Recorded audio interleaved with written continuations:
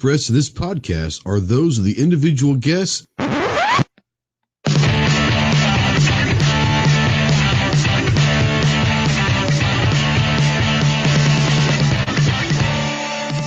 If you're a sensitive snowflake that may get easily offended, then turn this off immediately. If you want to hear the real truth about the gun culture, then stick around. This is the Armed Citizen Podcast. What is going on, everybody? Welcome to the Armed Citizen Podcast Live. I am your host, Trey Miller. We are live, as always, on YouTube and simulcasting, as always, over on gunchannels.com. If you're not familiar with gunchannels.com, it is a pro-2A, pro-gun community started by gun owners for gun owners to have conversations just like this. Come over and check us out. The water is warm. We try not to bite too often, and if we do, we're pretty harmless. So we want to welcome everybody who is watching and listening live. For those of you that are watching or listening in replay or in podcast form, welcome. If you have any questions for later on, please use the comment section below. If you are live and in the chat, please say hello. We don't know that you're out there unless you say hello. And if you have a question for any of us on the panel, please tag us and we'll make sure we get to those questions. So guys, we have a great show. This is episode 108. So thanks again for always joining us. We got some cool people tonight. They're going to talk about a really cool organization that's out there that I think that in today's times and political atmosphere could be really, really cool to see and hear. So they're friends of ours, and we're going to get to them in just a second. But before we do, let's bring in, I guess, what is essentially our co-host, the tactical leprechaun himself, Clovertac. What's up, buddy? Hey, man, good to be here. It's going to be fun. I can feel it. It should be fun, yeah. We're going to have a good time. We got some cool ladies up there in Pennsylvania from HoldMyGuns.org. We've got Sarah Joy Albrecht and Genevieve Jones. How you doing, ladies? Hey, we're doing great. Yeah. Thank you guys for having us on. Having you both on the same time, because now it's going to be like who answers, who talks, and all of that. So we'll just punch each other. Like you take that one. Yeah, we're often on the same wavelength, so it might happen more than once. Not gonna lie. We finished each other's sandwiches. Yep. Well, there you go. And it's from Frozen. Okay. It is. It is what it is. Well, thanks guys for joining us. And like I said, we're going to talk a little bit about HoldMyGuns.org. Talk about both of your backgrounds a little bit, kind of get everybody an idea of where you guys are coming from prior to starting Hold My Guns, and talk about what Hold My Guns is and what the future lies. I know there's some exciting things coming down the line soon, and hopefully maybe you guys can come on later down the line when you have some more news. But tonight we're going to discuss kind of your guys' backgrounds and what Hold My Guns are. So let's talk with you guys first, and if you don't mind giving the audience maybe a little background of each of you, of where you're coming from in the gun community and your history with the organization. All right. So I'm Sarah Joy Albrecht. I'm in Pennsylvania. A little bit of my background. I'm a mom of 5 teenagers. We are in the midst of teaching driver's ed, that kind of a thing. And life is just really great. It's always interesting. I am a range safety officer. I participate in a youth shooting league as a range safety officer, and sometimes as an instructor as well. We really love our group of kids who shoot with us. My children have all gone through the program. I actually have a son who's a distinguished expert. I have 2 kids who are expert, and then I have 2 more who are in the sharpshooter bars. So, firearms is a part of our life. Another part of my background is that I have been a birth instructor and a doula since 2008. So I also bring to the table kind of some medical type experience with clients who've had postpartum depression, and every client, they are going through a huge transition in their life. So I have a lot of, just experience with helping people through times of transition. And I've also been through a lot in my own life. My dad is a veteran of the Vietnam War, and I have a wonderful family, and been through a lot. So I think what I want for people to hear is that we really care about people, and that then ultimately that is our goal for our organization, is just to convey that and to be of support and to be understanding of people no matter where they are in life. That's great. So I am Genevieve Jones. I didn't mean to interrupt you, Ghost. Why don't you go ahead? No, go ahead. I was just going to say that was awesome. And just real quick before Genevieve goes on is Sure. how long have you been doing birth instruction and dualism? That's something that you don't hear from very often. That's kind of interesting. Since 2008, so for a while, a long time. And it's been great. When we lived in Japan, I had clients in Japan. Another cool fact about Sarah. I've had a very full I live in life. Japan as well, so yeah. That's right. Oh, that's awesome. We have that in common. Yeah. Yeah. That's also, yeah, I had never met anyone that said that they were dualist or a birth instructor. That's kind of like threw me off guard. I was like, wow, that's something new. So that's pretty awesome. You've got some fans out there, guys. Some people are already asking some questions. We'll get to those here in a minute. But Genevieve, I'm sorry to interrupt you. Go ahead, kiddo. Awesome. So I'm Genevieve Jones. I've known Sarah for a couple of years now, and I do want to say she's an awesome person and such a dear friend of mine. So I'm excited for everybody to get to know both of us, really. So thank you again for this opportunity. A little bit about my background. I've been shooting guns since I was 10 years old. My dad was in the FBI for a short time, and then he was the chairman over at a gun club that I basically grew up at. I started competing when I was 14 and started instructing when I was 18. I really love it. I also speak openly about my own personal mental health issues and struggles on my Instagram page, trying to sort of bring the gun community into that space. I do a lot of work with the Gun Collective. And other than that, Sarah and I are starting this incredible program, which has just been really taking off. So I'm just really looking forward to starting to make an impact with people and helping change the world. And we're already seeing it, Yeah. which is incredible. Yeah. It's one of those things where if you're going to go try to change the world and save the world, then it's might as well have a partner going with it. So I mean, that's one of the things you guys can fall back on each other and all that. Now I do want to say that I do love your Genevieve. I love your Instagram because you hold up different pictures, but you also are holding up usually a sign.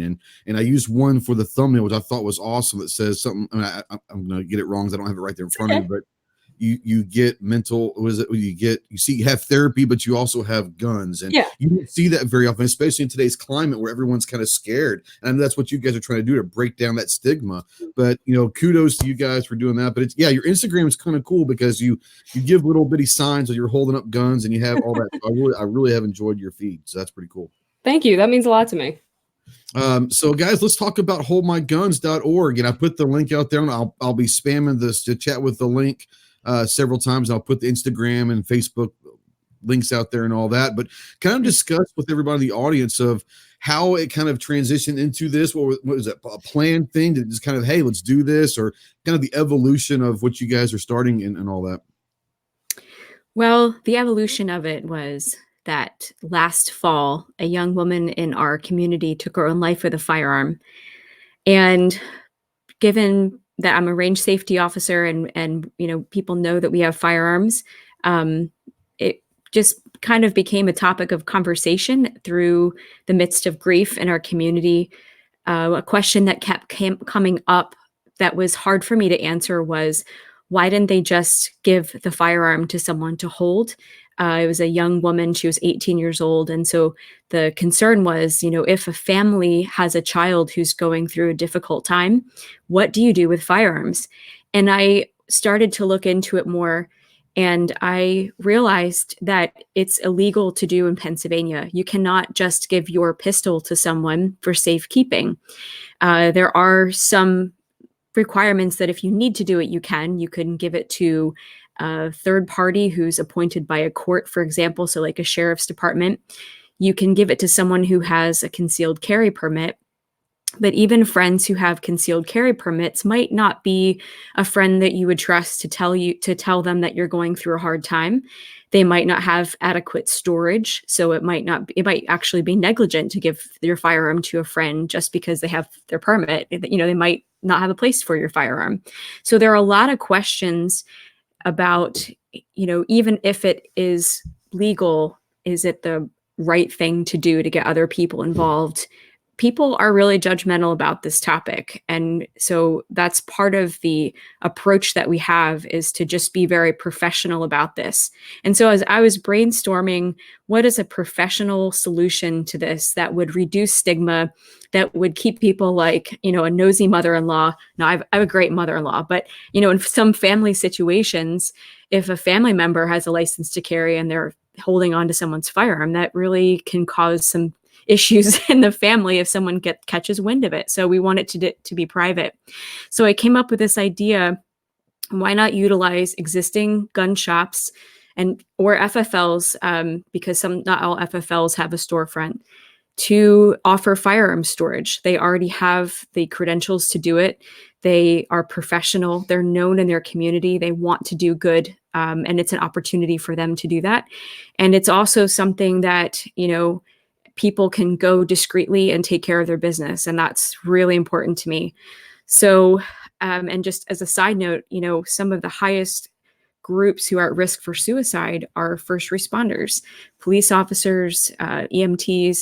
And so even though they have protocols in place, oftentimes, and we found that in our research, that although they're allowed to bring their firearm in for storage, down at the precinct or whatever, there's so much stigma that they are afraid to do it. So, just even thinking outside of that storage option, storing it with the police, what do the police do when they want to handle something? So I talked about it with Genevieve, and she introduced me to Joshua Prince, who's an attorney out here in Pennsylvania. He's actually going to be speaking at the rally in Washington, D.C., so I'm excited about that. I'm happy for him that he could do that. He's just been an absolute wonderful guy to work with, and he's given us advice about how to do this legally, and I'm excited to launch. Yeah. Is there anything you want to add to that, Genevieve? I think that was great. That was a wonderful explanation. And yeah, I think that the most difficult part for me personally is just learning all of the legal aspects that go into this. It's like reading a different language. My brain doesn't work that well as Sarah's does for the legal stuff, but it's definitely been a journey. It's happened pretty quickly, so it's exciting. Mm-hmm. Yeah, and with all of the quote unquote red flag drama that's been going across the country, this is something that is important. It is a topic that is scary because there are, especially the state level, some states that are getting very, very aggressive on confiscation or bills that could hinder our rights a little bit. And that's nice to know that you guys are working on that. So explain a little bit, if you don't mind, in detail, when you get a range, are you trying to get like a range per state, or how widespread are you trying to get this going? We have partnering gun shops in the works. We can't officially partner with them until we get our corporation status, which is also in the works. It could be any day now. Mm-hmm. It's frustrating to wait, but we're doing it the right way. Really across the United States, we're hoping to launch with about 10 to 15 for a pilot program, work out any kinks with that and get their feedback, and then polish it up and launch it on a larger scale. But the feedback has been wonderful. Gun shops in some cases are already doing something similar, but they're excited about not really doing it under the table anymore, but to be part of a program that is nationally recognized, so that when their customers see our logo on their door, they know that it's a gun shop that cares about the community so much so that they provide this service. Now, I know that you got Joshua helping out with the legalities of everything, but have you guys had any pushback from anyone yet saying that, hey, I don't know if this is quite good? Or even more, have you had any pushback from some anti-gun groups that have said, hey, this is not legal and they're coming after you at all? Is that started yet? Because I'm sure it will if it hasn't. Online, we've definitely had some people who are very skeptical, as you guys both know how that can be, the ventures of Facebook and Instagram. When we do talk to people, their immediate response is most times, oh, is this another confiscation thing? When I'm going to get reported, you're taking notes on why I'm bringing my firearms in, my medical records are going to be released. And none of that is actually the case. We are just using an already existing protocol, which is the consignment storage option. So, once we explain it to people, we've had really generally great reactions. We've even spoken to some people who aren't 100% pro-gun, and they're really excited about us doing something on our side. So it's been surprisingly positive. I was expecting there to be a lot more pushback than there has been. Well, that's good, because I think that once people understand what you guys are trying to do, and it's only going to help the community, but it's going to help everybody, whether you're pro-gun or anti-gun. It's something that if you put it down on paper and you realize what you're trying to do, it's a no-brainer. And for someone that may have issues, and we all go through times in our lives that we're not proud of, that we have to fight through things, and to know that there's someone there to support you. And it's not just the storage aspect. You guys are doing a lot more than just the storage aspect of it as well. You know, especially Genevieve, if you've been outspoken about your past and all that, it's nice to know that that people have a friend that, and I do this all the time I have friends that have passed and all of that with suicide and all that, and a lot of Marine friends that have PTSD. But I think a lot of it is pride. I mean, people are either too proud to say something or ask for help. And so I think it's nice to know that there is someone within the gun culture that is not just there as a gun buddy, but also there to help with the past. I want to bring Clover in real quick. Clover, do you have any questions you want to bring up to either one of the ladies real quick? Yeah, I mean, for either or both of the ladies, I mean, I've got a kind of a general question when it comes to mental health, because I really enjoy talking with people that are kind of tuned in and talk to people that know things as far as mental health. And I'm curious about something as far as the history in this country with mental health issues. Does mental health seem to be more of a common problem nowadays than it was 10, 20, 30 years ago? And if so, do they have any attributing factors to that?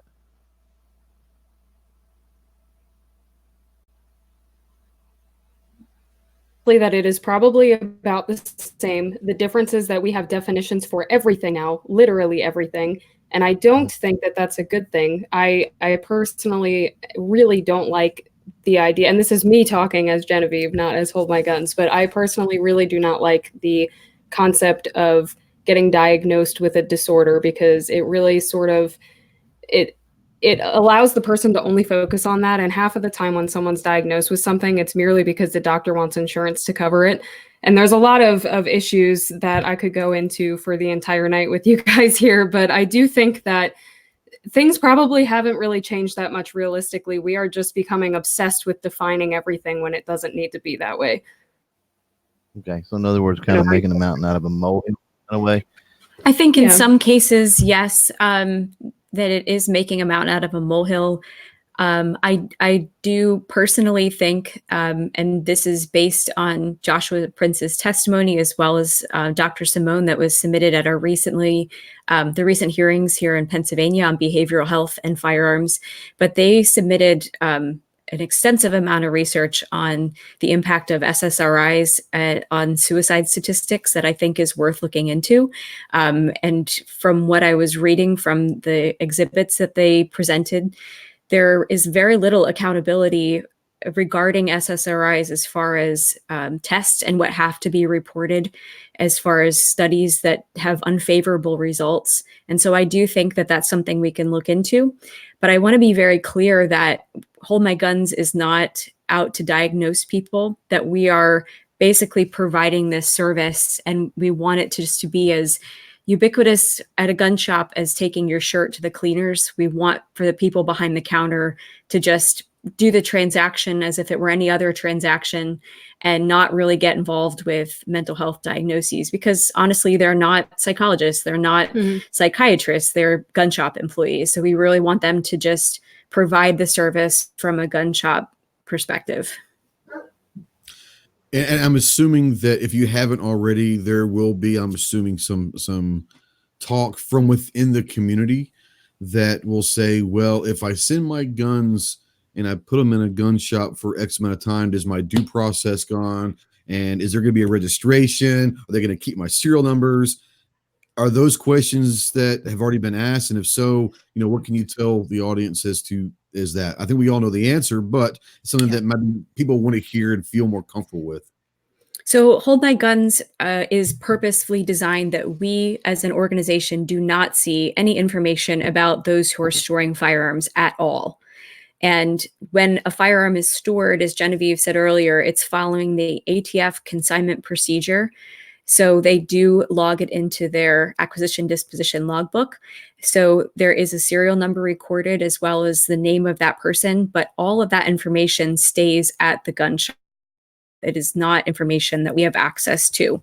And it is our understanding that sometimes the ATF does do spot checks on those. So just like with any firearms purchase at a gun shop, that very basic information is, on record at the gun shop.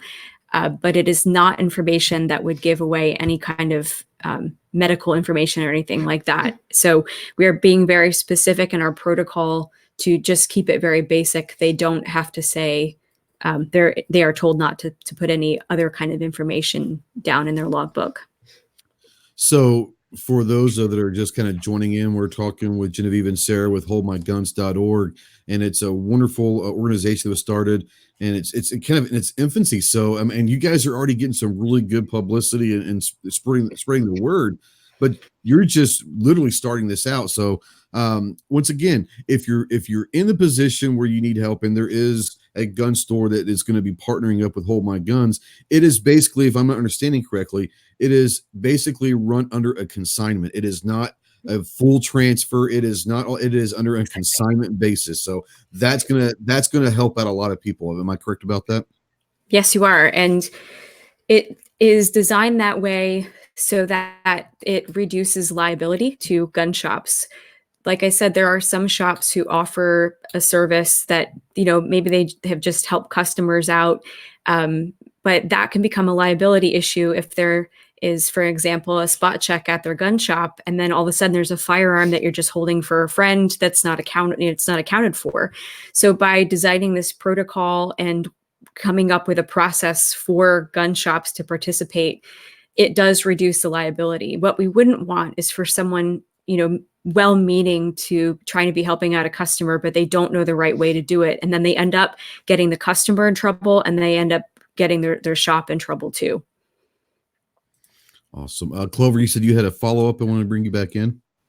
Yeah, when they were talking about the process there, I had a moment here, and was curious as far as the process that somebody goes to reach out to find the shop to drop those firearms off. Do you guys have specific protocols? I guess, does HoldMyGuns.org, do you guys control the protocol, or is that with some input for the ranges and dealers that come on board, depending on the state? I'm just wondering how many different layers of that there was. It seemed like it could be so complex when you're dealing with 50 states and all the regulations within, correct? So the cool thing about that is that we're not creating any new type of infrastructure at all. So it does say in our partner handbook that we give each gun shop that wants to partner with us that they have to follow all of their state and local laws. So however a consignment would be run within that state, that is how it would be run for Hold My Guns. And the same goes for getting your firearms back. So for example, in California, there's a waiting period. So that would also apply when you get your firearm back, because technically when you do a consignment, it's transferred over to that gun shop as ownership in the A&D log. So you do have to fill out a 4473 to get your firearm back, and all local, state, and federal laws go along with that. Okay. So you guys don't actually add a bunch of criteria on top of it, No. I guess. We don't. And Right. and again, even though and just to be clear, like they're not owning the firearm, but Right. they have it on their logbooks. It is so much better. It sucks to be in a state where there's that kind of a waiting period, but it's so much better than having to go down and fight in court to get your possessions back. And so even though it's inconvenient, in Pennsylvania, we don't have waiting periods. We are a little bit more free in some areas, although there are other states that have even less restrictions. But again, to help people avoid the legal nightmare that can cost like $20,000 to get firearms back just to pay for your representation, it really can be a godsend in situations like ones that are a crisis where someone would need to store a firearm. So it doesn't necessarily have to be a mental health crisis, and I'll throw a scenario, and I want your opinion on it. Let's say that we have somebody going through a messy divorce, and the husband, the wife, whatever it might be, is a little bit off their rocker, and you know how that can get really messy and accusing one side or the other. And that particular individual says, "Hey, I need a place to store these temporarily until all of this blows over." Is that something that's available as well for a situation like that? Being as our gun shops don't ask personal questions, it absolutely could be used for that.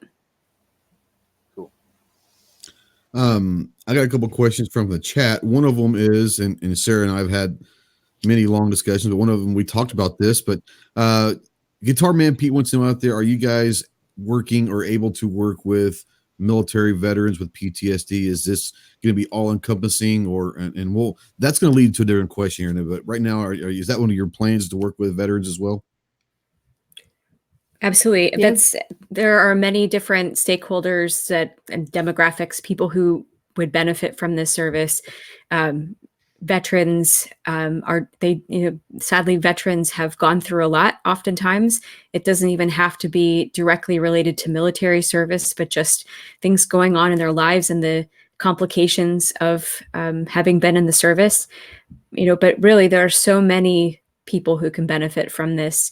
One of the beautiful things that we are working on is to work with different veterans organizations, different mental health providers, a myriad of different people who would be able to help to say this can be part of your plan. And so we're not just getting the word out through gun shops, but we're also working with other professionals so that they can make people aware. Mhm. And what we really want is for people to, instead of picking up the phone, to call the police for a well check on their neighbor, to have a conversation with their neighbor. And then in that conversation, say, oh, wow, it sounds like you're struggling. By the way, here's information about a gun shop that if you ever need it, safe storage, or, when you're talking to a relative or a coworker, or even a patient, if you're a provider, to say, you know what, I don't want to have to report. So if, or to have confiscation. So if you have any firearms that you feel like you need to store, here's some information about how to do that.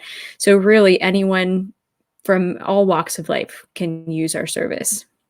That's awesome. I want to send a shout out to Mandatory Carry with a $20 super chat. And he says, to you guys, he says, I had to ask my dad to hold mine back in 03, fix bayonets, and me both love your efforts. Thank you. So that's a Thank you. Mandatory Carry. There are a couple more questions out there. One of them comes from G Webs out there, and G wants to ask, so far the gun shops that you have talked with and seem to be partnering with, you said there has to be the 4473. Are they going to charge the standard FFL fees for these transfers, or is that going to be a gun shop per basis thing?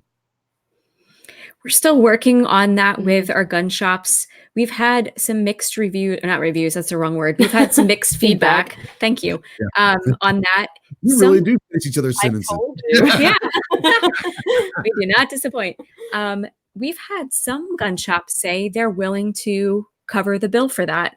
We've had other gun shops say, I would rather not do it because I cover the bill for it because I don't know all of the circumstance. I'd be interested in doing it for someone in a time of crisis, but I don't want to ask people what they're going through. So I feel like I could donate in some cases, but not if someone is having a showing at their house. Like I don't feel led to pay those transaction fees if someone's just doing a house showing. So because of the privacy of the transaction, I personally, although we'll have to punt it to the board ultimately, and we're also working with our gun shops to get their feedback, but my personal preference is to make sure that we keep the fees minimal, but then through donations that come in to give kind of sponsorship opportunities, and we have to figure out what those might look like, but to incentivize and thank those gun shops who are helping out in this way. Yeah, we want to make sure that we're being fair to them. I've worked at a few gun shops that had an overflow of storage situations, so we definitely are talking about how to compensate them based on time frame that the firearm is there, and that's all still in the works. So now the legalities, and I'm sure maybe every state may be different, but in general, is there a time frame that is a maximum where you could have a consignment? I mean, is there it could be 6 months to a year if someone's going through issues? Is that a possibility, or is it a shorter amount of time in general? In Pennsylvania, I don't believe that there is any law saying how long you can have a firearm on consignment. I mean, when I worked at a shop, there was a gun on consignment for upwards of 2 years. And at that point, the shop typically just takes ownership and sells it. And if the person comes in, they get reimbursed for the money. I forgot about it or something. Yeah, pretty much. Our contract will have some parameters in it, though. We do not want for gun shops to be Right. forever stuck with firearms. In that contract, it will say this is the value of the firearm after 6 months, or again, we have to work with our board and our gun shop test group for that. But, to say after X amount of time, then we would have the right to sell the firearm, and this is how much that we'd be able to give to you for it. So it's very important for us to have a transparent contract, a legally sound contract, and our legal team will be reviewing all of those to ensure that people are treated fairly and that there's transparency. Awesome. New York Outcasts out there earlier wants to know, do you guys help set up a family trust for people that own a lot that might want to keep their firearms within the family? Is that something that you would do, or would at least be able to maybe show someone in the right direction on who can help them with that?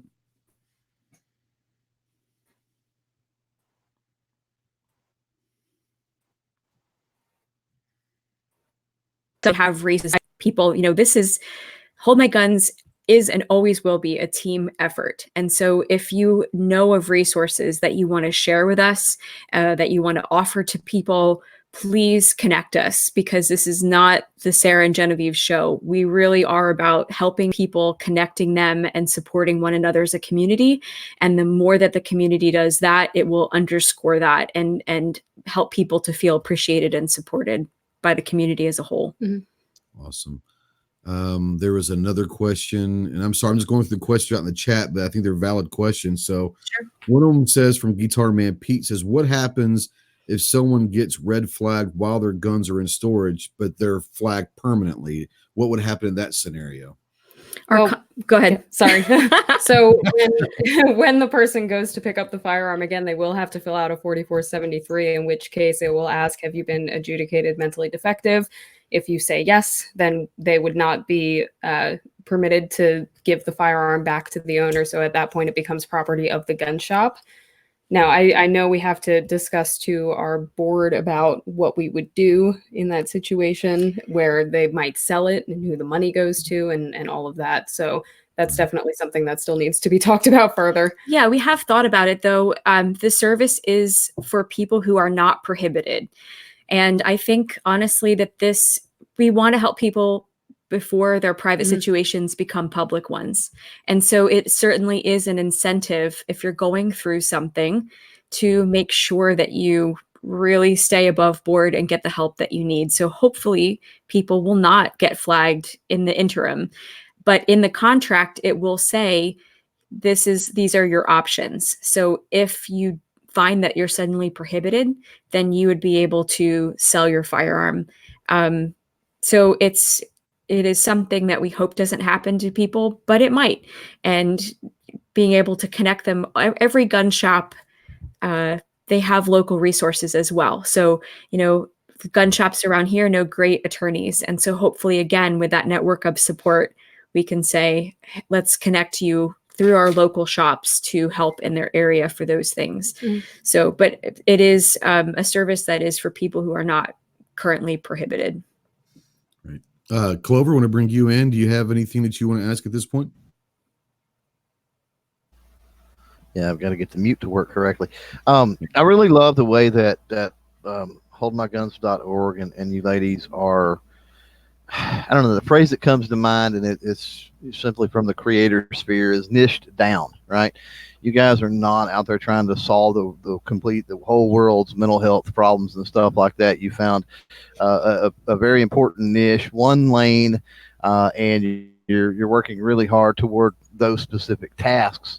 The great thing about it when people get together and start doing that is you've got multiple lanes all headed the same direction. And in that light, I mean, I'm sure there's a lot of other organizations and things that probably give input to you guys. You give input to them. You work together.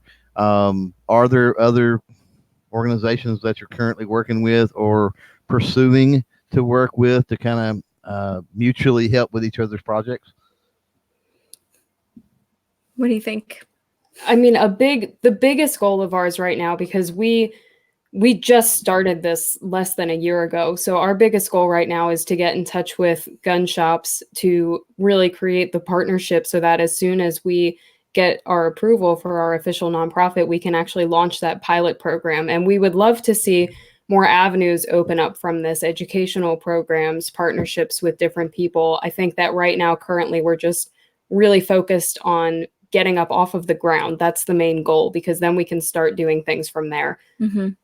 We are working with local suicide prevention organizations. They are launching a gun shop project similar to the New Hampshire one. That's, they're doing one locally with a number of suicide prevention organizations. And we've been very blessed to get some feedback from them. Genevieve mentioned education, and that's something else that we're pursuing. We would really like to partner with organizations who are offering education in a gun shop setting. So one thing that I found, helping my clients and then dealing with some family situations as well, is that a lot of times people find themselves in a crisis and they're not quite sure where to get help. And so they might get a referral maybe from their doctor or for them, their insurance company or whatever, like, how about you attend these classes in the sub basement of the hospital? And, there's like really poor lighting, and it kind of reminds me of like the support group that you might see, like in Fight Club. And I've been to situations like that where it's just really kind of awkward sometimes.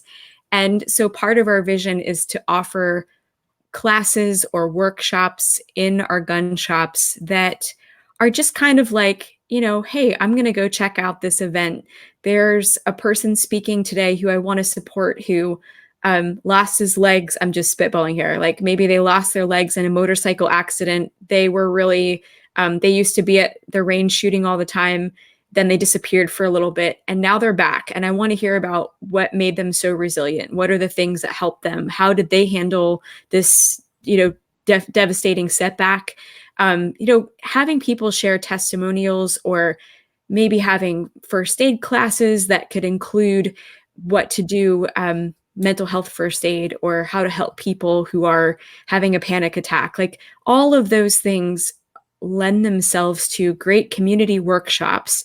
And so as we look to work with different organizations, that's the approach that we really want to take, is again, just teamwork and being able to share important information with the community in a way that is non-judgmental. I was been going through your website and all that, and I love some of what you've got on your mission page about your plan and all that. Excuse me, goodness. And I want to go through a couple and maybe explain a little bit more in detail about some of your plans. But number one of them is providing grants to affiliates for firearm storage safes. So I'm assuming that what you're saying is, well, I don't want to assume anything. I'll let you answer that. But are you saying, I want to ask you this, are you saying that if you have an affiliate with a gun shop, that there would be grant money for them to have a set aside or a specific safe for Hold My Guns? We're working on that. That's what we want. Absolutely. Yeah. So opportunities to bolster and, bolster our gun shops and to enhance what they have. It's beneficial to us. It's beneficial to them. Another way that gun shops benefit from this is, like we were talking about at the beginning of the show, these topics are really volatile right now. And to have gun shops in the media for, difficult reasons where people make a lot of assumptions. Sadly, some of the most upstanding people in the communities are getting a bad rap. And this is a beautiful way for gun shops to say, actually, we really care about people. So it brings in positive foot traffic. It brings in positive attitudes towards firearms and towards our basic inalienable rights. So we really want to continue to create a positive experience for people when they interact with gun shops. And I know that you guys are not, like you said before, you're not focusing on just one. It's the mental health awareness in general, not just a certain segment of it. But when you talk to the people that you've already kind of approached you, being that you are women, have you noticed that there has been a surge of women saying, hey, this is great? Because a lot of women feel almost, and I know that I have had several that in my life that my mom suffers from, well, it's many things, but one of them is bipolar manic depressant. and I go through every day with her as a new day. And she always seems to feel that she doesn't have really a whole lot of people to talk about because women, no offense, but women in general seem to be a little bit more judgmental. So have you guys seen through your workings that there have been women in the gun community that have reached out to you guys? I mean, one of the most exciting ones was Antonia Okafor. That was one of the first podcasts that we did, and we were stoked about that. It was really incredible. So that is the one that's resonating in my mind right now. She was really excited about what we were doing, and she's an assault survivor as well. Yeah. So just to hear her feedback about how support is needed and how there does need to be a reduction of stigma. Even though she was a survivor in that situation, it's even difficult for survivors to talk about sensitive things like that. There's always going to be judgment. And I hope that, like you mentioned, Genevieve, she does a great job on her Instagram, on all of her social media for speaking up, fighting in the open. And that's really the message that we want to get out there. There will always be haters. There will always be people who are trying to find a problem. And Genevieve and I are not like that. We've been through so many things in our own lives that we're just basically like, well, something I like to say is I'm just one beggar showing another beggar where to find bread. Like I'm really not above anybody else. We're all in it together.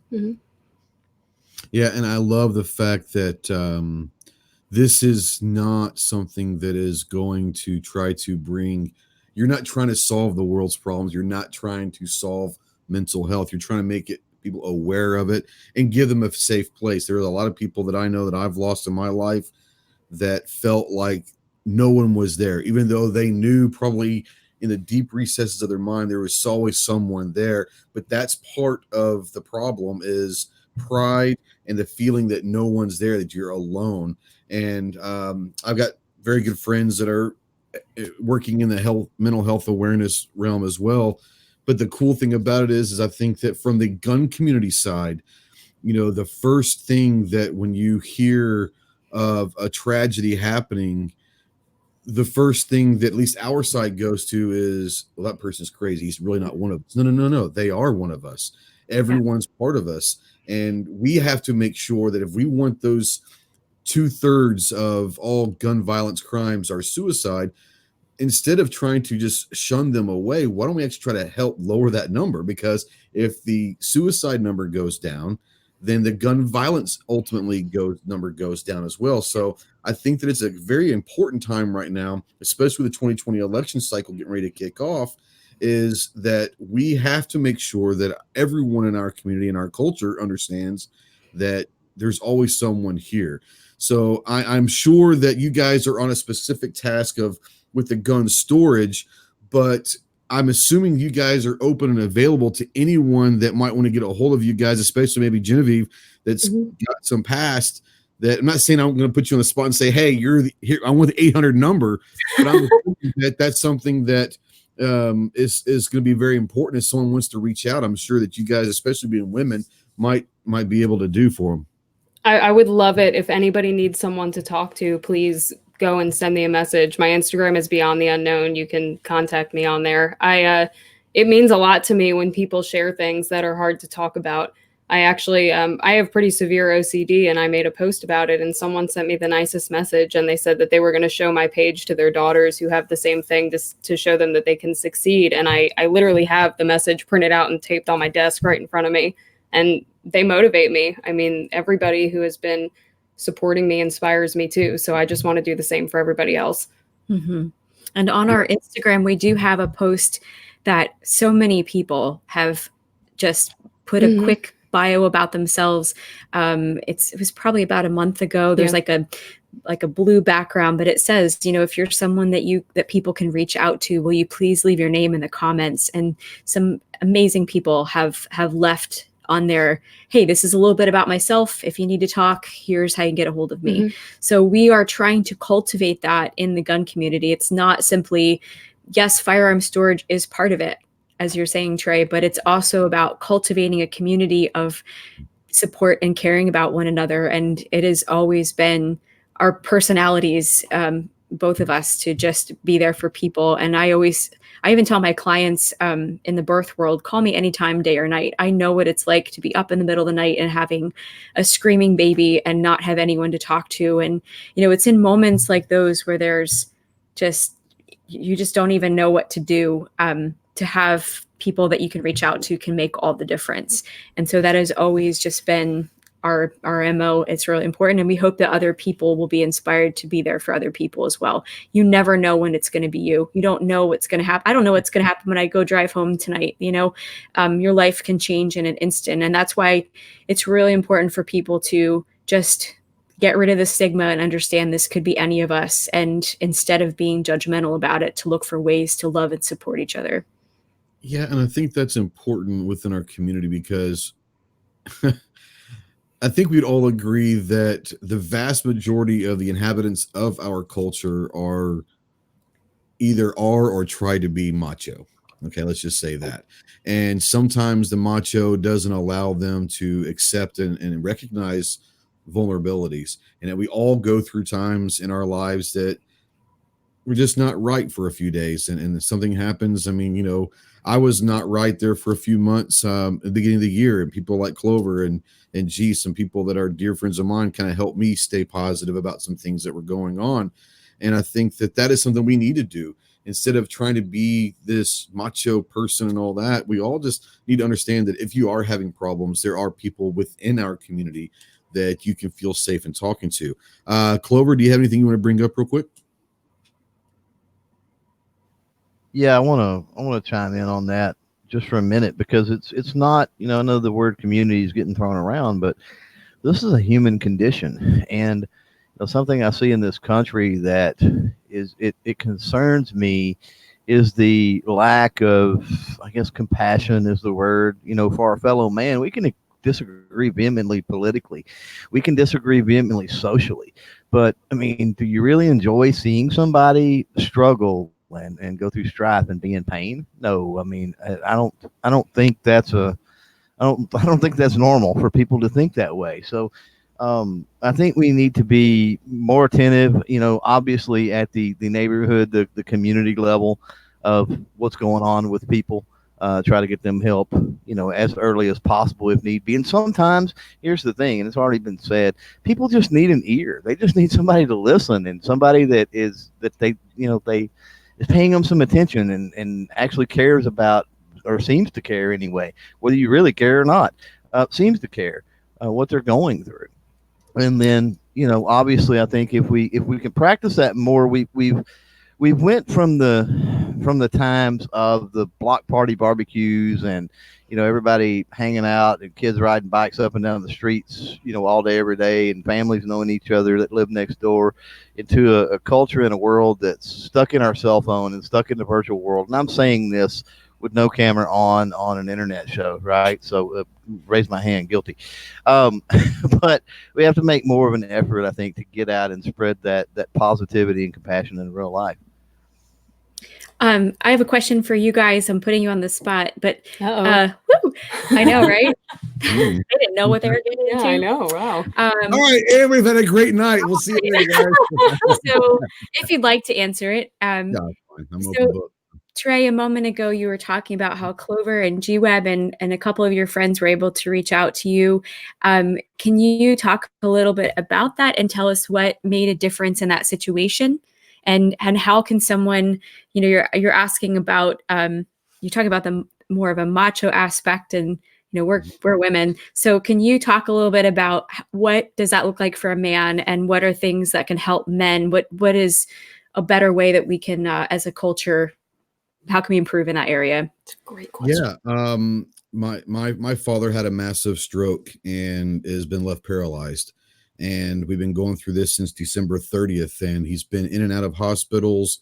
We brought him to our house. We set up a guest room, make like a hospital room. So if he's going to be in a bed for the rest of his life, at least let him be around family and make it as comfortable as we can. He gets pneumonia. He's in and out. When you lay on your back 24/7, you're going to catch pneumonia and other things, but he's been in and out of the hospital. But when it first happened, it hit me hard because, my parents were visiting for Christmas and New Year's. This is literally December 30th. And excuse me. He goes to the restroom, and I was literally the only one that was up at 11:30 at night, or we wouldn't have known what had happened. He fell in the restroom and had to go to the hospital. But for me, the difficult part is my dad. And I've always kind of seen him as, my dad. And he's this wonderful, intelligent guy that's always just kind of been dad/friend. And like that, life has changed. And for me, it was not just the fact that my dad will never quite be the same. It was the fact that I know my dad's mind's very, very sharp, but he can't do anything. So I'm trying to cope with the idea of what my dad must be thinking. What is it like to be 100% mentally capable, but physically bound to a bed because you can't move your body? And some people out there know about this and some people don't, and that's okay. But it was difficult for me to grasp the concept of my dad no longer being, he'll always be my dad, be the same person to me, but he's not the same person. There'll never be a chance that he and I will be able to go watch a movie together. There'll never be a chance for him to do certain things in his life that he was 30 seconds ago very capable and willing to do. And for that was the difficult part for me, is to know that just in a blink of an eye, literally our entire family's life changed. And that was difficult for me to process. And I like to think of myself as a tough guy. I like to think of myself as an intelligent person, but ultimately we're all human, and different things are going to touch different people. I've had to deal with mental health in my family with my mom since I was 12 years old. And if you guys know what bipolar, manic depressive, and a little schizophrenia thrown in there, every day is literally a new day. And I've had to deal with that since I was 12 years old with my mom. Now she's been on medications and all that, but my dad was always kind of the backbone of the family. He kind of held it all together. And then all of a sudden it's weird. And I know people always say it's kind of the circle of life, that you're born, they raise you, you grow up, and then you almost are taking care of your family later on in life toward the end of their time. But I never thought it was going to happen. 72 is still pretty young. And that was the toughest for me, was just dealing with the idea and wrapping my head around that literally in a split second, lives were changed. And that was tough for me. And like I said, Clover and G know how I feel about them. And I love those guys.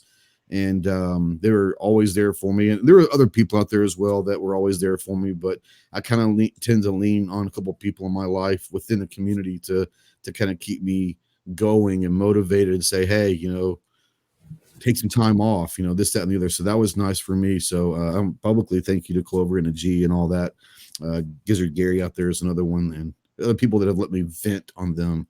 But as far as the question of what does it mean to be a guy and the macho side of things, I think it comes down to, once again, recognizing and understanding that every person has a threshold that they can handle.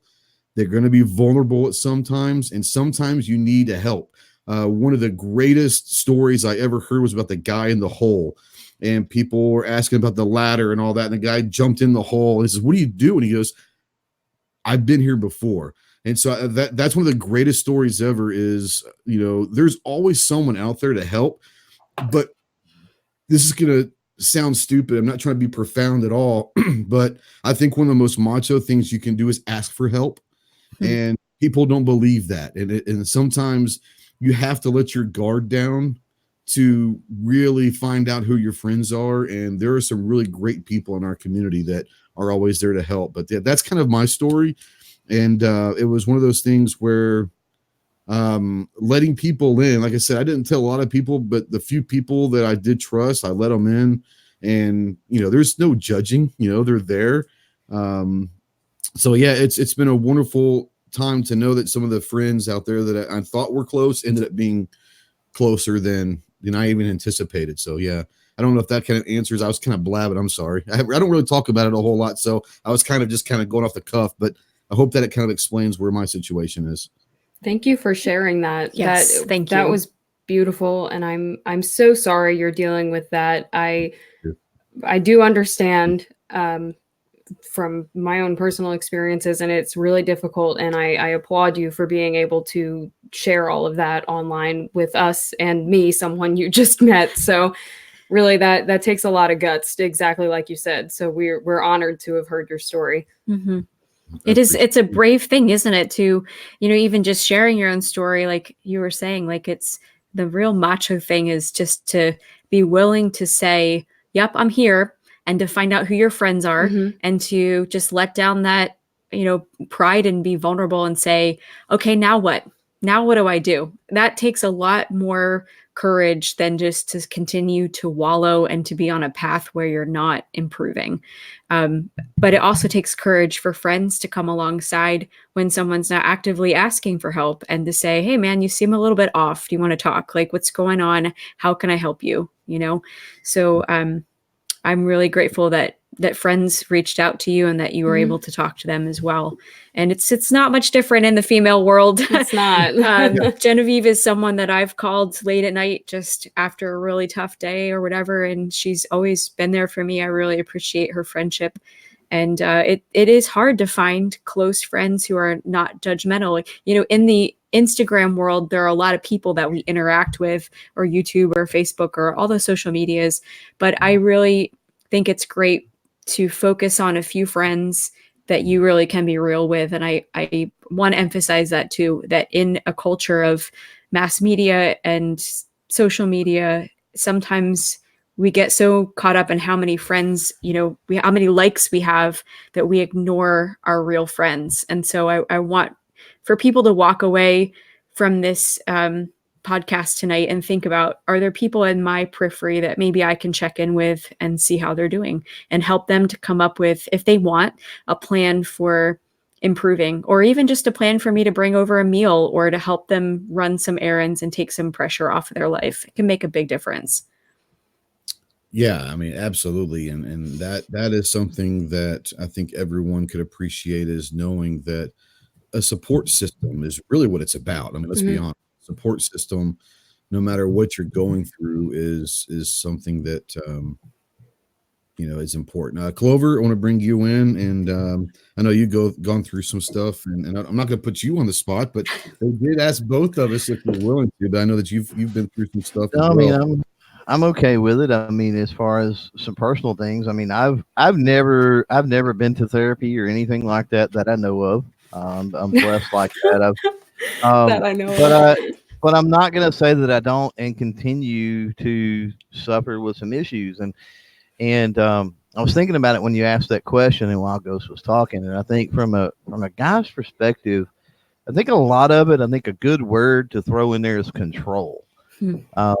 Guys kind of like control, right? And it's one of those things where if something's going on and you're feeling weird and you're just down all the time or something, not knowing what's going on, I mean, it's kind of hard to control that situation. Now, putting that into perspective with my particular issue that I've dealt with for years, and it finally, I talked to the right group of people or series of people and kind of put it together like a puzzle. And it's like, I require sunshine. It's basically the way I put this. Overcast, dark, gloomy, rainy days, very many of those in a row, I get an attitude. Ghost will tell you. I get an attitude. I get depressed.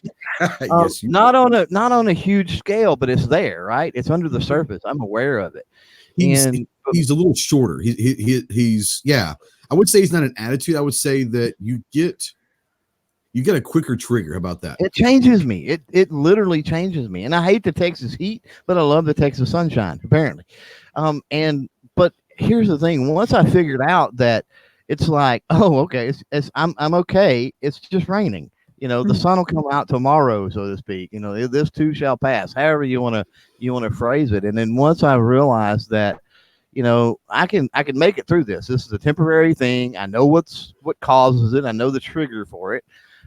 So I have a certain amount of control over it. It's like, okay, with willpower, I can make it through. And of course, having friends like Ghost mentioned, Ghost G, Giz, Snob, whoever, you can talk to those folks. They're aware of what's going on and stuff like that. So, yeah, I mean, being able to talk with people if you're going through situations, and like I said, with mine, I'm not going to sit here and say it was this huge thing that I needed therapy for. I'm not going to put myself above anybody else that maybe is having a much tougher mental issue. It is something that's nagging and right under the surface, yet noticeable. But yeah, I mean, if you can talk with people, be able to help that person maybe identify things. So if you see patterns, I think that's really important, because that's kind of what I had went through. So if you've got those friends, relatives, coworkers, whatever, and you see that, a certain series of events or something's happening every time that they seem down, every time that they seem short with you or upset, or like they have an attitude, or they're mad at the world, or whatever the case may be, then maybe have a conversation with them and say, hey, I've noticed that when this goes on, it seems like it really bothers you, and because maybe they're truly not aware of that. And by making them aware of that, it kind of gives control back to them in a way. That's a great point. And it's seasonal affective disorder is something that really does bother people. Mm-hmm. And once you become aware of how certain things in your environment make you feel, it helps, because, even interpersonally, I'm sure there are days where Clover, maybe it's starting to rain, and if your wife's aware of it, right, then she can say, hey, it's a rainy day, so I know that he needs a little bit of extra TLC today. Yeah.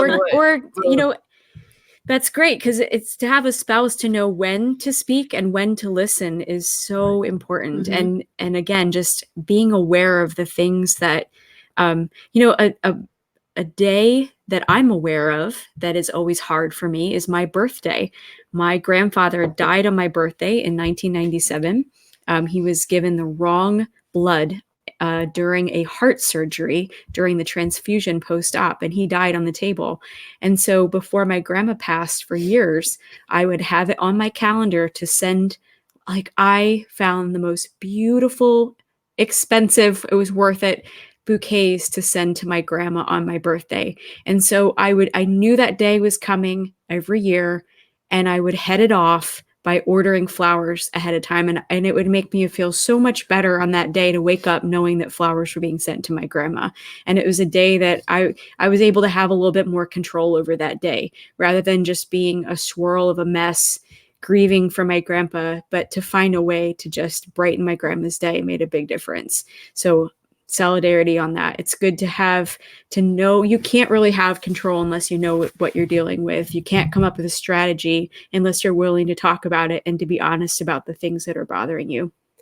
I'd love to add something if we have time. Hey, we can be here as long as you guys want. I think the conversation is great. The comments out there are phenomenal. So I'm here as long as you guys want to be here. This is wonderful. Well, I fall asleep around 1 a.m. So no, I'm kidding. The thing I wanted to add, something that Clover said really struck home with me. He said, I don't want to make myself seem like I'm more important than anybody else, or my stuff is worse than anybody else's. And I struggled with that thought for so long. I never wanted to talk about anything. And I ended up being kind of forced into therapy when I started getting panic attacks, and had so many trips to the hospital that they referred me to go to a therapist. And it was things that I should have been talking about all along that were really hard for a person to go through. But something that I learned through therapy that has really, really helped me is, I call it like the bubble theory.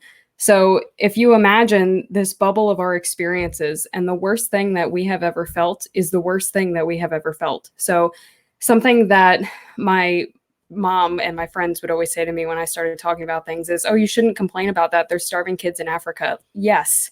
However, I don't know what that's like. So my worst feels the same as that.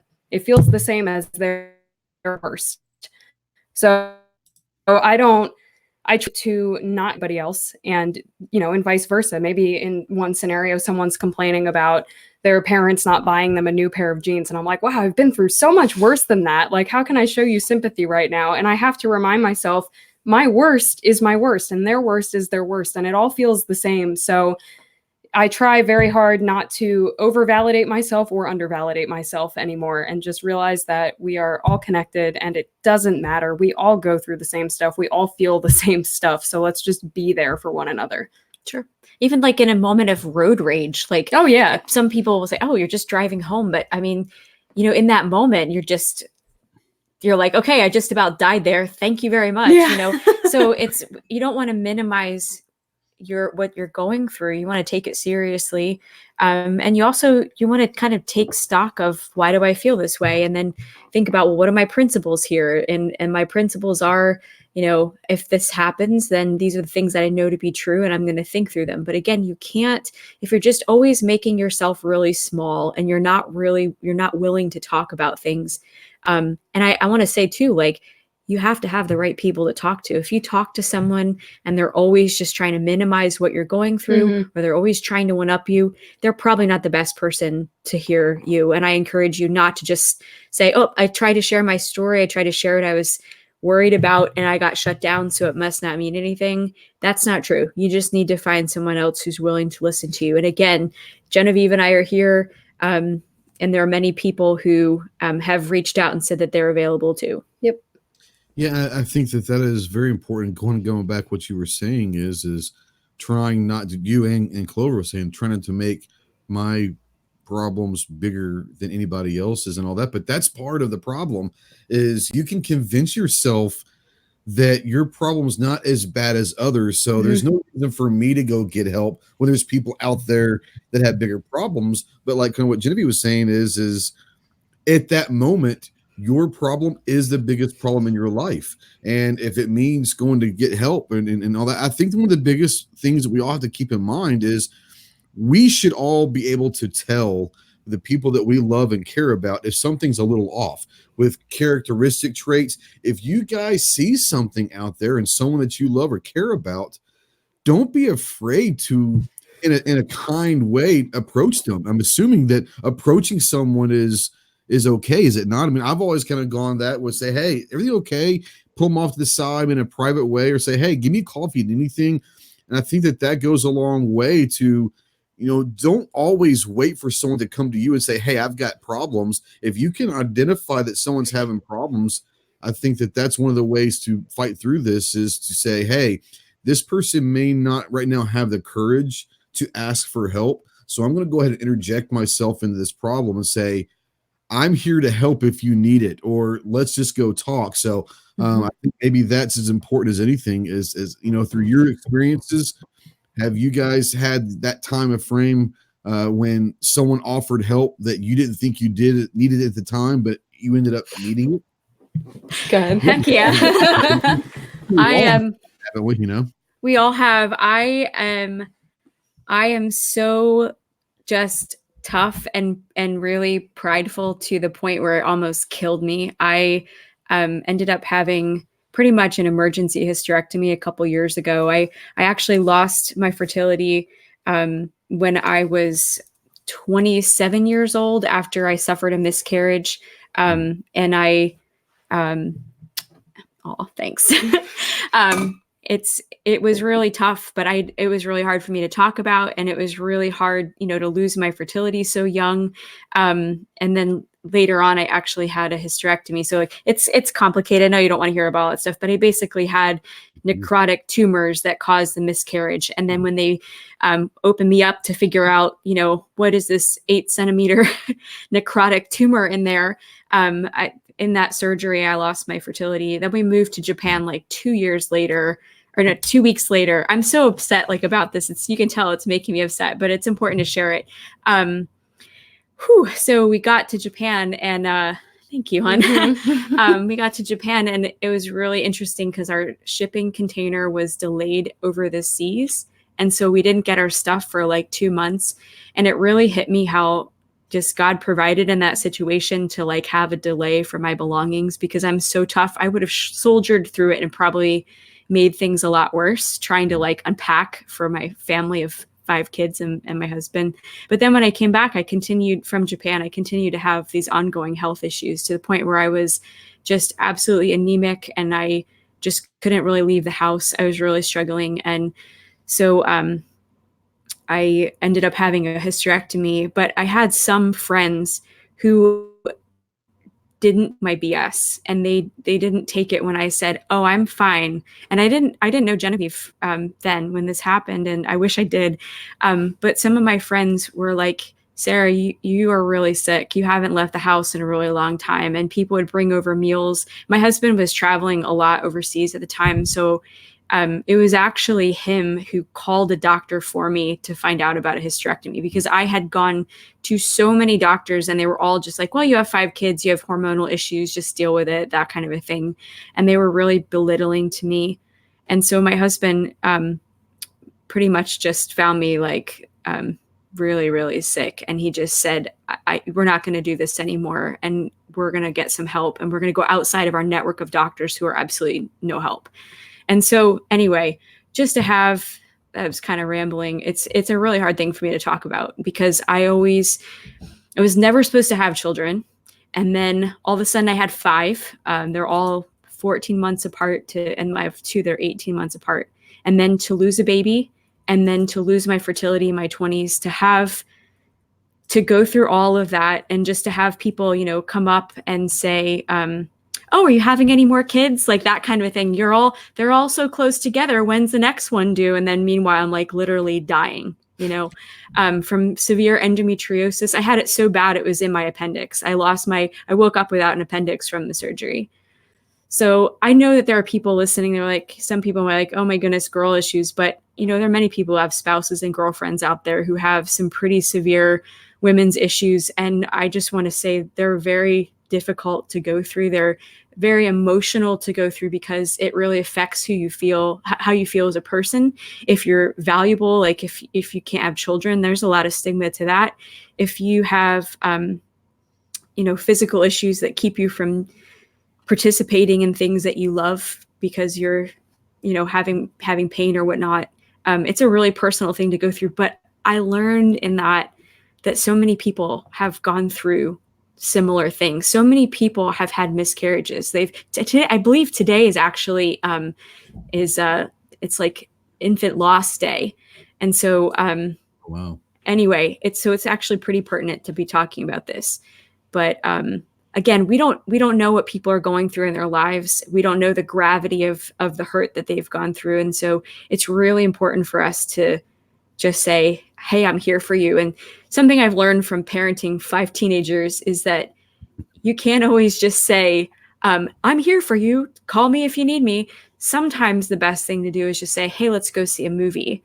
Or, "We haven't gone to the mall in a while. You want to go see if there's any sales? Or you want to go for a drive?"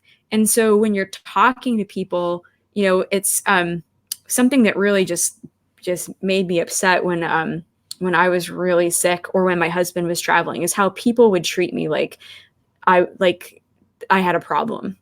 Like if my husband was gone, they would say, "Oh, hey, Sarah, when's your husband coming back?" I just don't know how you do it. I would never be able to handle that situation. And I would almost be afraid to tell people that I was having a hard time, because I didn't want it to feel like we were talking about my husband as if he had passed or something.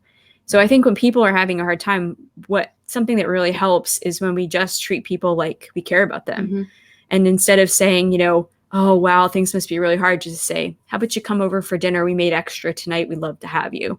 And then let the conversation organically unfold. And honestly, that relates back to Hold My Guns, because, again, we want to be part of that support plan. We want it to be it's an option if people need it. It's not something we're forcing people to do, but it's an option if they need it, and they know if they do. We also want to have, through our education, just non-judgmental opportunities for people to say, "Hey, I'm going to go check this out," instead of like, "Oh, wow, sorry you're having a hard time." It's a totally different approach. So I have more to say, but I just feel like I talked a lot. So hey, you can talk all you want. Oh my goodness. I real quick, you can feel me shaking, right? Yeah. I'm really proud of you. That's it. Yeah, that's awesome. Thank you for that. That's something that I know that there's someone out there that has probably gone through the same thing, or their wives have gone through the same thing. And that's something that, like you said, no matter what you're going through, there's someone that either has been through it or knows someone that has been through the same thing. And it's like the guy fall and jump in the hole with you. I'm down here, but I know the way out. We made it all through. So that's phenomenal. So thank you. I know Clover said he wanted to add something to this. So yeah, I do. I appreciate Sarah sharing that story. That's awesome. And it really hits home for me.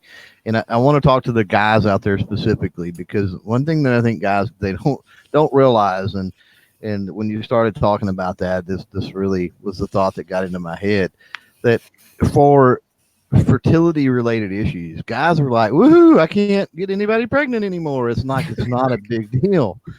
For women, it's huge. I mean, a lot of self-worth and stuff like that is really tied to fertility and motherhood and that sort of thing. And so be paying particular attention if your lady, mom, sister, whatever, girlfriend, wife, whoever it may be, the ladies in your life, if they're going through that sort of thing, pay particular attention and let the guy attitude kind of fall by the wayside and realize that it is a big deal for them.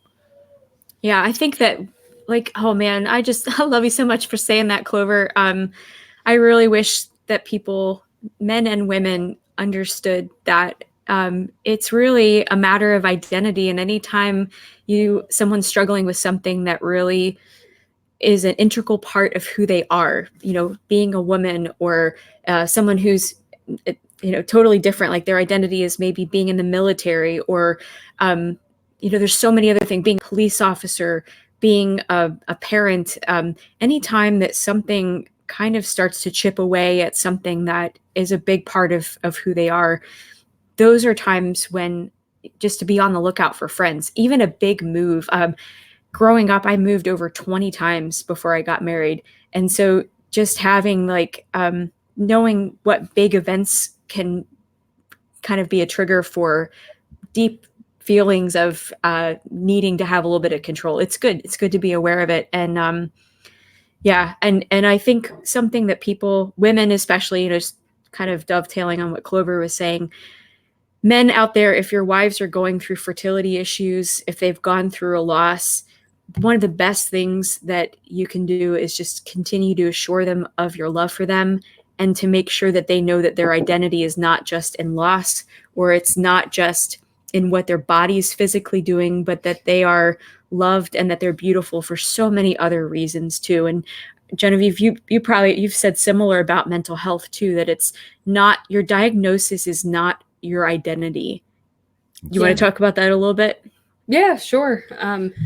So before I go into all of that, all of you guys, I'm so honored to hear all of your stories on here. I really appreciate it. Ghost, Clover, and Sarah. I mean, like, wow, I feel for all of you guys. So basically, the thing that I sort of try to live by, and it's also the title of my favorite book ever that has helped me through a lot of things, is You Are Not Your Brain.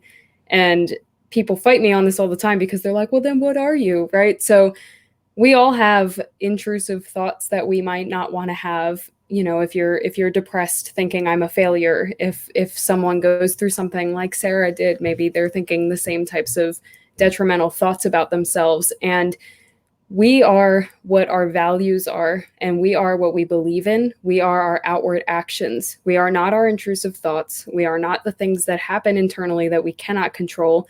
With a lot of mental health disorders, there is a chemical imbalance, and you physically cannot control that. That is not who you are. I struggled a lot when I first started getting diagnosed by everybody and anybody, and I sort of became what they told me I was, and I forgot who I actually was and the things that made me happy and the things that I believed in. So that is something that I try very hard to live by, is that we don't have to be defined by what we think. We're defined by what we do with what we think. And when you go to doctors too, like even with dealing with my endometriosis and adenomyosis and all those things, you go to the doctor's office and you sit there over and over when you're really going through something, and you have like appointments like every single week, and you walk away from them just feeling like, what am I? Like, am I just all like, oh yes, we have patient Sarah Joy Albrecht coming in here and she has stage whatever endometriosis and blah blah blah, and you're just sitting there like as they're reviewing your charts, as they have all their reviewing your life, really. Yeah, and they have all their interns reviewing it, and they're all talking in front of you as if you're not even there, and you walk away from those appointments just feeling like I have nothing left in me, and you really can get caught up in thinking this is all that I am, but it's not true, and I'm on the other side of a lot of that, and Genevieve is too, and that's just a big takeaway for people who are out there is whatever you're going through, there are brighter days ahead, and you're not everything that that people want to. You can create who you are, and one of the best things to do is just reach out to people who care about you, create new friendships where you need them, get the help where you need them, and then open your mind to thinking about new things. Think about, hey, I have always wanted to try this new hobby. Instead of ruminating on all these things that people have said about me, I'm going to go out and I'm going to learn how to bake the best chocolate cake I can, or whatever. And finding new outlets for creativity can really, really help. Again, with Hold My Guns, we want to offer different, it's an opportunity for gun shops to say, hey, we're going to be offering, become the best fisherman type classes. They're like sporting shops too. Or, hey, let's do a community park cleanup day. And so, they come in and turn in their firearm. Hey, okay, thank you very much. We're happy to store this for you. By the way, we're cleaning up this local park. Will you join us? So finding ways for people to connect with your communities is a part of our program, but it's really good for everybody to do. And again, it's one of those things where, hey, we're at the park, we're cleaning up, and we see someone that we recognize from the gun shop. Hey, how are you doing over there? What's your life like? Here's some things going on in my life. How about you? And then those conversations just happen organically. And so it's really, it all kind of ties together. It's really important to look for ways to do that and to be part of the community. Something I would really love to say, because I would feel almost I'm doing a disservice if I don't say it. There has been a whole lot of positivity, which is true, and it's amazing. And I also really don't like lying to myself or other people. And there are going to be times where if you open up to people, they are going to say something that will hurt your feelings. When I started talking about mental health online, I got fired from my job.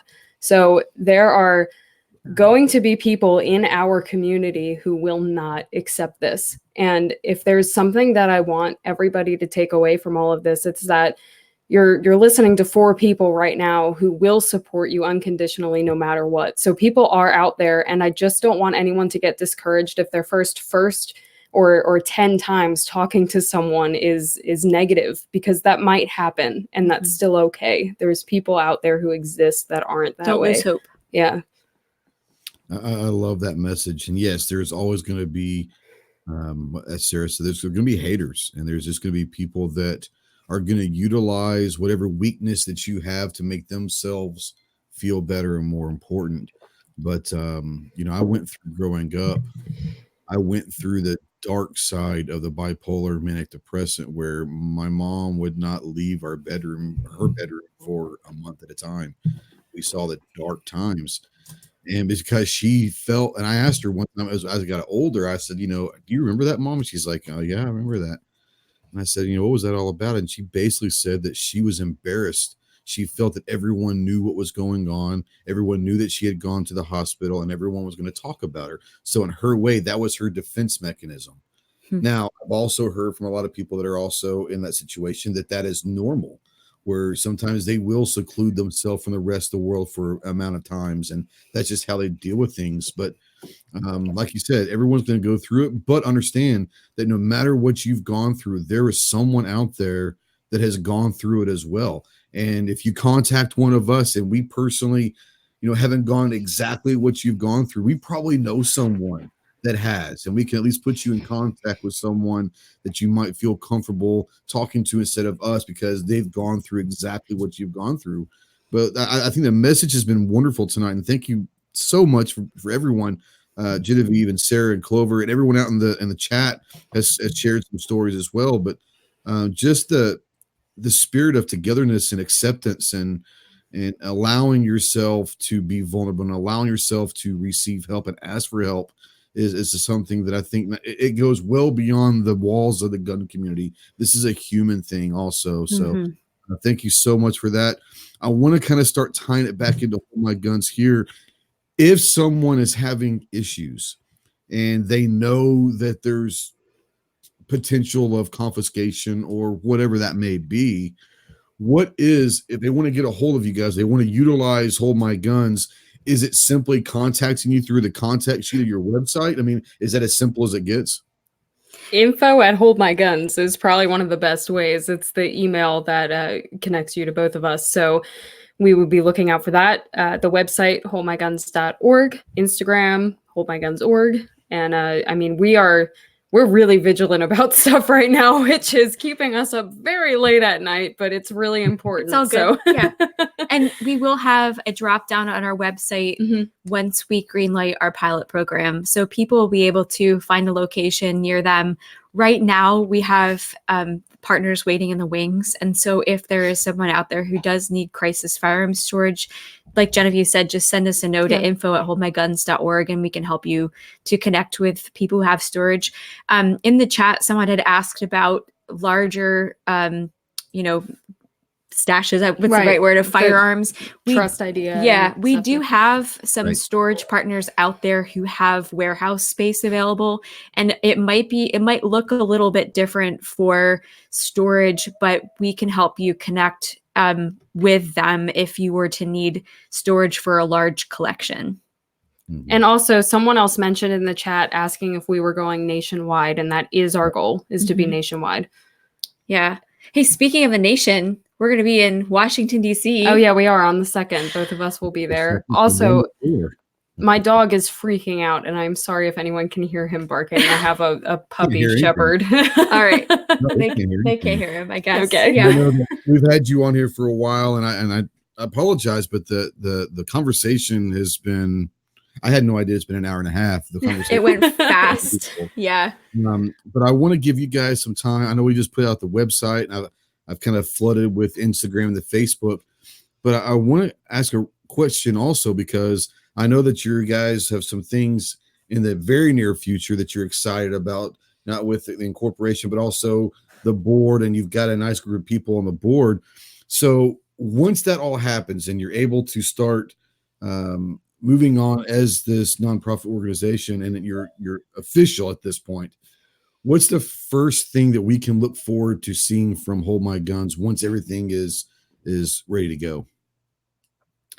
Well, so what we're waiting, we submitted all of our paperwork to become a corporation, and then it becomes a nonprofit. There's a process to it, and we couldn't have gotten there without so much support. We raised $5,000 in a very short amount of time, like less than 3 months. It was insane. It was just the best thing, and we really want to acknowledge that teamwork. So many people who are on board with this vision, and we're just, that's a big part of it. So we are waiting for confirmation from Harrisburg that our corporation has been approved.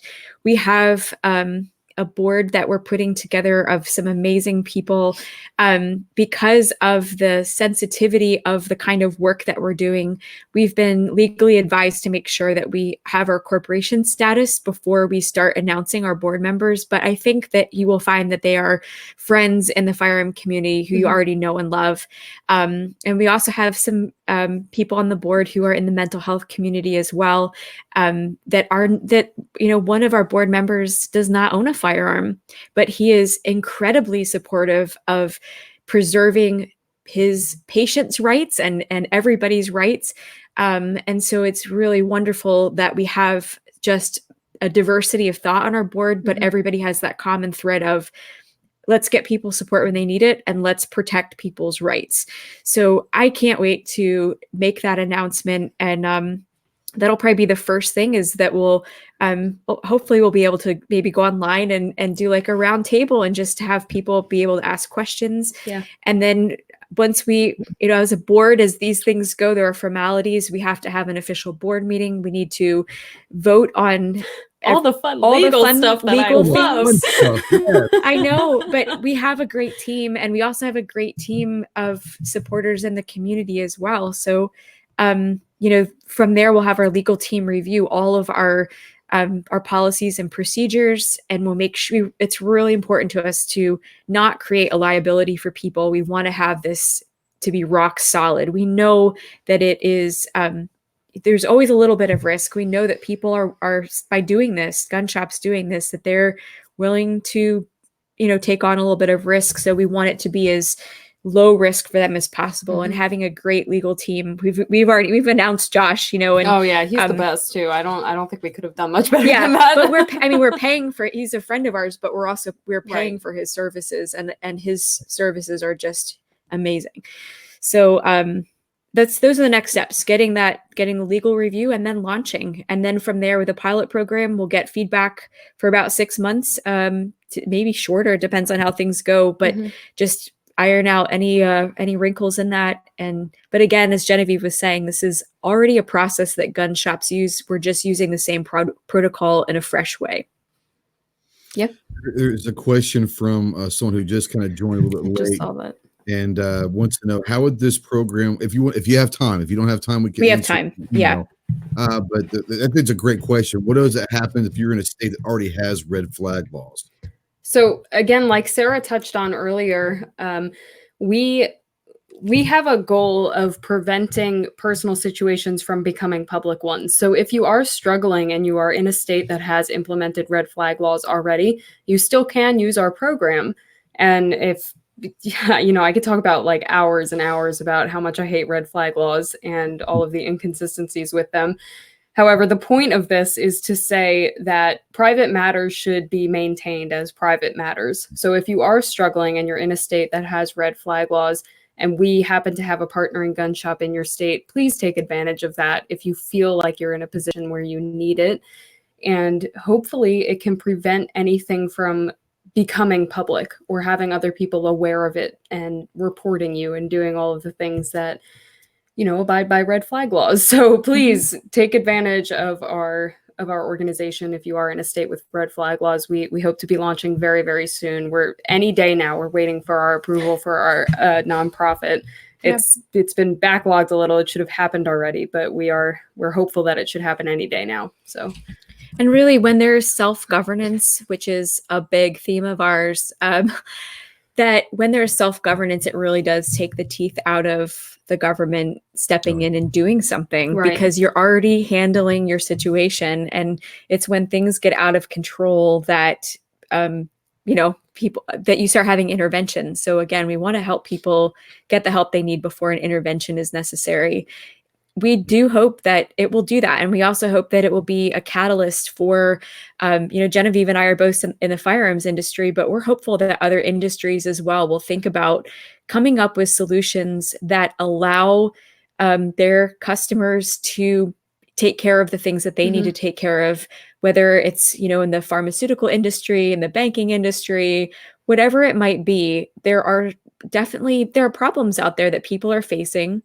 And so rather than just waiting for the government to come in and come up with a solution and hand it to you forcibly, we want other industries to come up with solutions to help the people who are in their wake as well. We hope it's a catalyst for change. Yeah. Well, I think that once again, we talked about also, this reaches so much beyond the walls of the firearm community. This is a human thing. And I think that one of the stigmas that, once again, going back to the little post that you had on your, let's stop the stigma. But that one of the stigmas of the gun community is do we really want people that might have, with firearms? And the question should be is can we help that person with a mental problem that has the firearm? Instead of, do we want them with a firearm? Can we help this person with mental? And I think, like I said, it stretches well beyond the walls of gun community. So, and you're going to get some hate.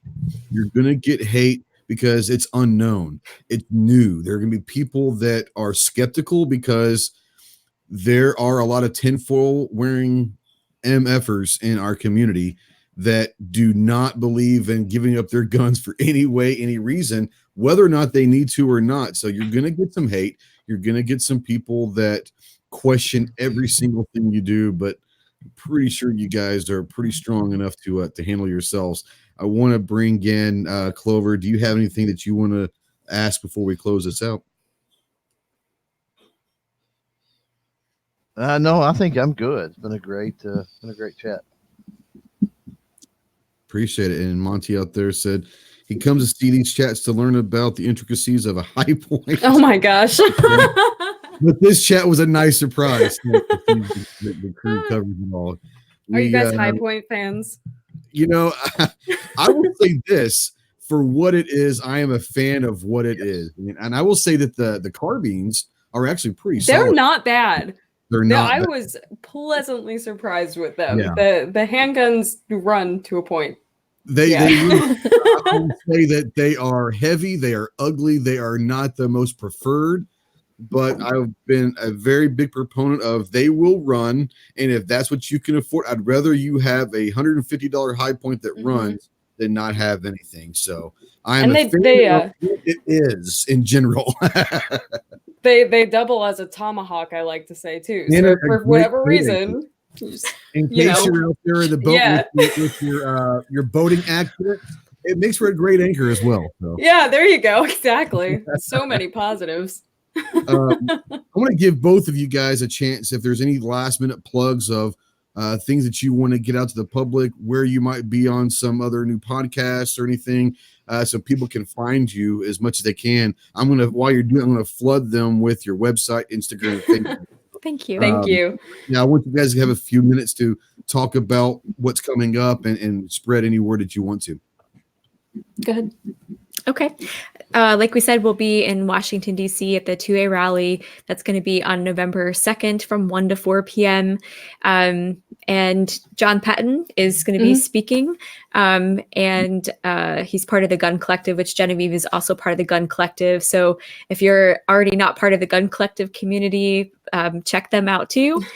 And they're fantastic. I really, if it weren't for John and Genevieve, they're great friends, and they help to solidify these thoughts about Hold My Guns. And that's something I love about the Gun Collective, is that there's not necessarily a particular niche, except that they care about guns and they care about the gun community. So check them out, because there's something for everyone there at the Gun Collective.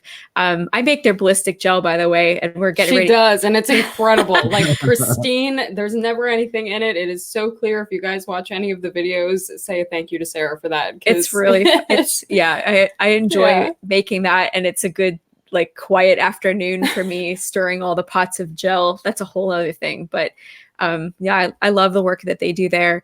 Upcoming, in addition to that, we're going to be at Gunathon in April in Virginia. There are a lot of great speakers. Yeah. GOA. Absolutely. Yes. GOA. So just something that you had said a couple times about people being skeptical. We don't mind. We know that people are skeptical, and we want for people to be skeptical. We're okay with that. Genevieve and I are skeptical people ourselves. And when you told me the idea, I was skeptical. Like, what? I talked to Sarah for about an hour before I connected her with Josh Prince, because Sarah and I are so just pro governance, and I don't want to speak for her, although I kind of know the answer, but I'm a libertarian, so I'm very much just about not getting the government involved. So we definitely went over that, and it is definitely a self-governance option with as little intervention as possible with outside sources. So we want for people to do their homework and understand, how this protocol that we're putting forth works.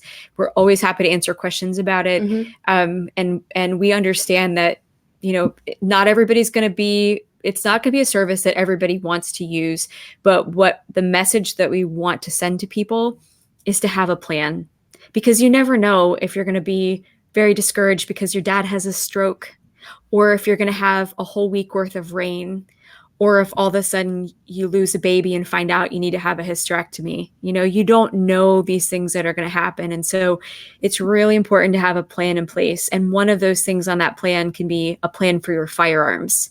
It should be a plan for your firearms. And even for people who are not using our service, we encourage you to have a plan. If in a pinch you need to store a firearm in a state where it's illegal to give a firearm to a friend, you can disassemble that firearm, and you can take a non-serialized part and render that firearm useless, to not work. You can give them like the barrel or the trigger or something. If you feel like you don't want to do that alone, to take apart a firearm alone, call up a trusted friend and say, hey, can you help me disassemble this? I probably shouldn't be touching this right now. So we want to put forth that we are not the be all end all, but we are an option, and we want for people to think through it and come up with a plan. And so that's what we say to people, like, oh, that's a dumb idea. Why would you ever want to give up your gun? That's something that we do here. But I would say, hey, that's cool, but this is an option for people who do need it. But in your case, just tell me you have a plan, that you know what to do if things go sideways. We want to make sure that you're okay and that your family's okay. Bottom line, we care about preserving life. Yep. We value life. We want to preserve life, and we care about people, and no matter what their background is. Also, we'll be at SHOT Show. And SHOT Show. Yeah. Yeah. So we'll be there, and well, I'm sure we all know a lot of the same people, so I'm sure that we will be hanging a little bit throughout the time. But no, my biggest thing is guys, I like I said, I appreciate everything you're doing. And like I said, I know that people are going to be skeptical, and that's just natural. But I do understand that there are going to be people that are going to be so grateful that, like you said, kind of keep it in the family. We all are going to have issues, but let's keep it in the family. Let's make sure that we're helping each other through times of need. And we talk about our community, and especially maybe on the social media side of things, and being fractured personalities and not getting along with other people, and assuming that people are a certain way. And I've been guilty of that. And Sarah knows I've been guilty of that on several occasions, of assuming what people are like. But I think that the biggest thing we can do is if we're consistent and we're caring and we're consistently caring as a community, I think that we should not be able to give the other side fuel to come and attack us. If we start taking care of our own within, showing compassion, getting people help, then that stigma of crazy gun people will just been, hey, those are gun people. And if we can just throw away the crazy part, because crazy is a dangerous word on so many levels. And being with problems or mental health issues doesn't mean you're crazy. It doesn't mean you're dangerous. It doesn't mean that you, like you said before, you are not what your diagnosis is. That is not who you are. And I think that if you ever have any problems, the four of us are always here. There's always people going to be around. And, send me an email anytime. Clover, I mean, my email is on literally everything that I put out on social media. My phone number is available. Call me anytime, email. I'm sure that Sarah and Genevieve and Clover will be the same way. You're always going to have someone that if I can't help you, then I'll find someone that can. So yeah, it's one of those things. But thank you so much for doing this. Thank you so much for coming on. And you guys are obviously you guys are welcome to come anytime you want. Just let me know if you got something you want to ask. We'd love to have you on. And it's sometimes just not talking about Hold My Guns. We just want to come on and hang out, talk times and talk whatever the hell it is, we'll have a good time. But Clover, do you have anything that you want to close in with and give people a plug of what they can find your stuff with? Yeah, I mean, I want to echo and say that I'm easy to get a hold of. I mean, I tell people all the time, use the Google. I mean, it's that simple. Right. And the entire first page, I mean, it should be anything and everything. But yeah, I mean, normally I would say no, but I've got a very special live stream tomorrow night. Everybody knows how the youth education and stuff is a passion of mine, near and dear to my heart. And I've cobbled together a great panel that's doing great things across the country as far as youth education and that sort of thing. We've got Kevin Dixie with Aiming for the Truth, Yehuda Reamer, the Pew Pew Jew. We got Avery Skipalis with Skip Tactical Solutions, and I'm missing somebody, Derek LeBlanc from Kids Safe Foundation. So we're going to be talking about youth education, reaching out to the next generation and that sort of thing. So it should be a great show. Join us tomorrow over on the Clover Tac channel, 8 p.m. Eastern for that. Yeah, 8 p.m. Eastern. Nice. That's correct. And thanks everyone for watching live. The conversation in chat was amazing. Thanks everyone that has questions and was sharing their issues.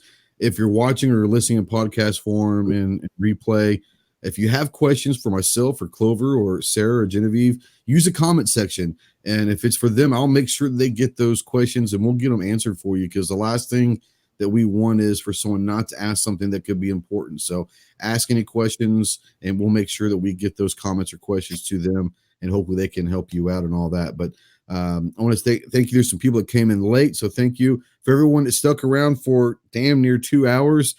Love you guys. That's like, I had no idea. I really had no idea we've been going on for this long, but the conversation was unbelievable. Thank you to Clover, obviously, as always, for joining in.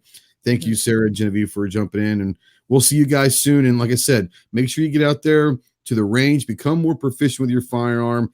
If you know someone that's new to firearms or maybe on the line, take them to the range, show them a safe and a fun experience to let them know that we're just normal people that happen to have firearms and utilize them in our way of life.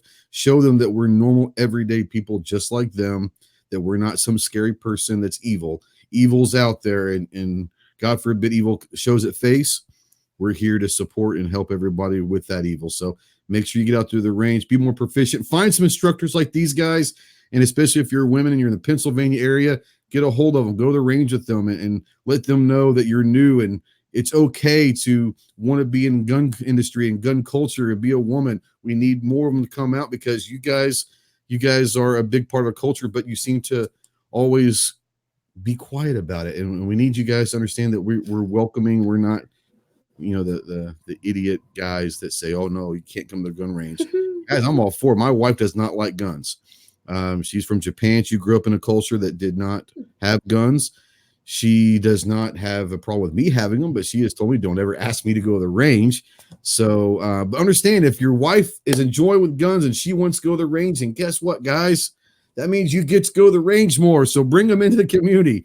Guys, thank you so much for joining, and we will see you guys soon. Semper Fidelis.